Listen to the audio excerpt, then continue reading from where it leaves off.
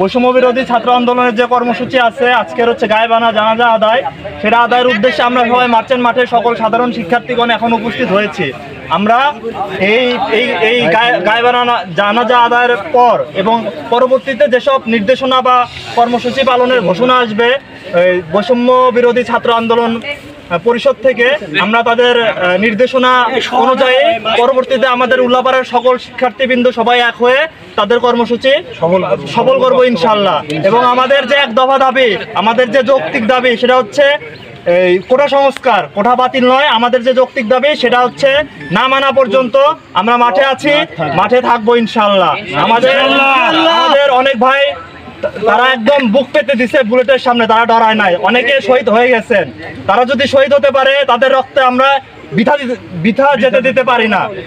আমাদের আদায় না হওয়া পর্যন্ত, তারা যে কারণে তাদের জীবন উৎসর্গ করে দিছে, এই কোটা সংস্কার না হওয়া পর্যন্ত আমরা উল্লাপাড়ার সাধারণ শিক্ষার্থীরা বাকি সব সাধারণ শিক্ষার্থীদের সাথে মাঠেই থাকবো ইনশাল্লাহ। এবং আমাদের অধিকার আদায় করে আমরা মাঠ ছেড়ে বাসায় যাব, তার আগে আমরা বাসায় যাব না ইনশাল্লাহ।